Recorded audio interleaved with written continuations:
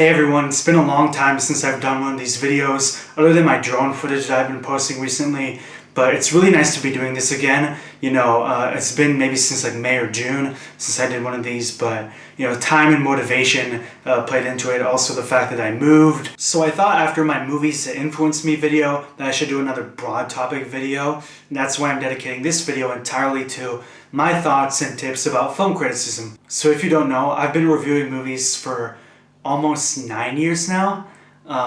Never professionally, just kind of for my own thing. But I review movies because it's something that I've always loved, and it's something that I enjoy sharing. I enjoy sharing that love of film with like-minded. So I'm going to teach you a little bit how I approach things when I review a movie, the do's and don'ts, how to avoid the tropes that I personally don't enjoy, and how to make your review strong. Okay, tip number 1. Be clear and concise. Make sure your review is accessible, understandable, and to the point. Let me read you 2 reviews of the movie Greenland, the new Gerard Butler movie. Haven't seen it, but heard it was good.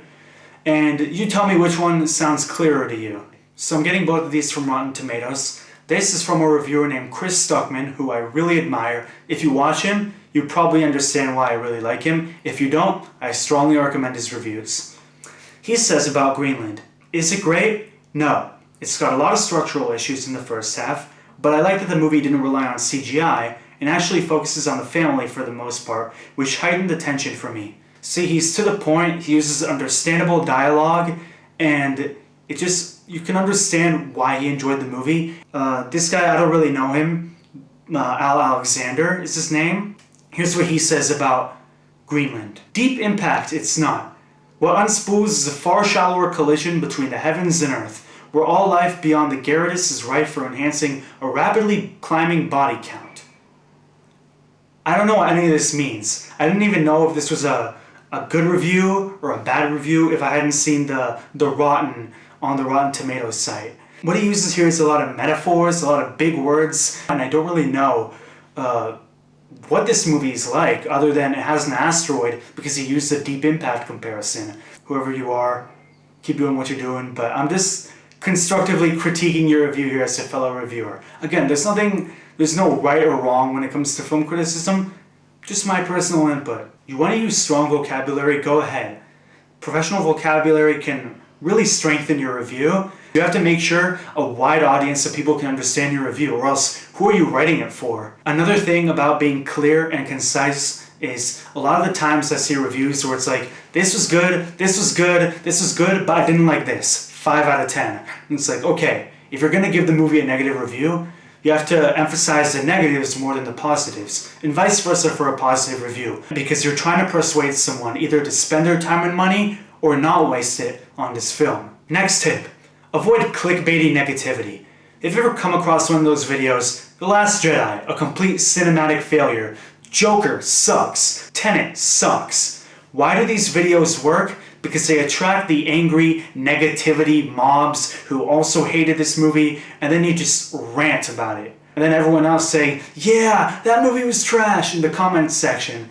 Like, why should I spend my time on this? If all you have going for you is this mob mentality of negativity, that's not really criticism in my opinion. That's just ranting. Next point, resist the temptation of mentioning news trends. Because we live in the real world and not just in the world of one movie, we hear about news surrounding the film all the time.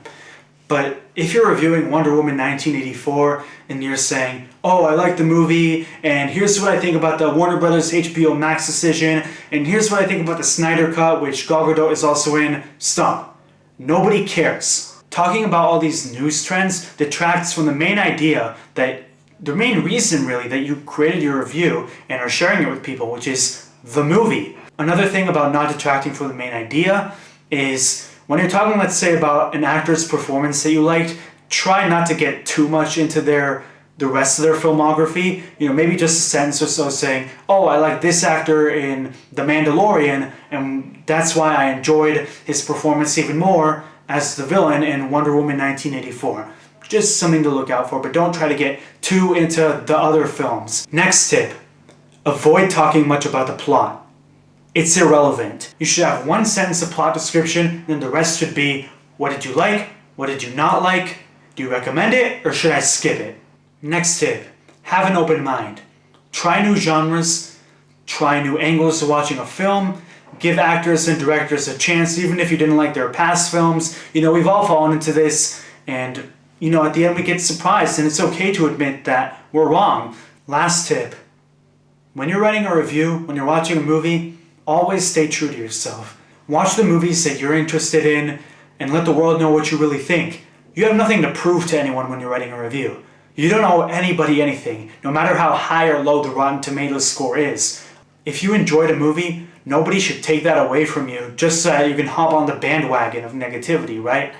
Share what you think. Be respectful in your discussion of other films. I've always gotten messages like, oh, that's dumb of you that you think this movie is better than that movie. Like, those people are just dumb themselves, I guess. Film criticism is not about, status, which opinion is cooler. Is it cool to like superhero movies or not? Is it cool to hate on this director just because they're popular? The world of film criticism isn't as complicated as it should be. It should just be, like I said, about sharing what you love and feeding off of others' enjoyment of films. And like I said, if you stay true to yourself and, treat others with respect online, then everything should work out for you. So at the end of the day, remember, be clear, be rational, be to the point, and always be respectful to others' opinions, to the work of filmmakers and actors, and at the end of the day, just stay true to yourself. Thank you for watching this video. If you were able to take something away, awesome. If not, fine, keep doing what you're doing. If you're a film critic, great. If you just want to hear, stuff about how a film reviewer approaches writing about a movie, also awesome. Always reach out if you want to talk about movies or ask for movie recommendations. I'm always down to do that. And above all, stay safe and stay sane.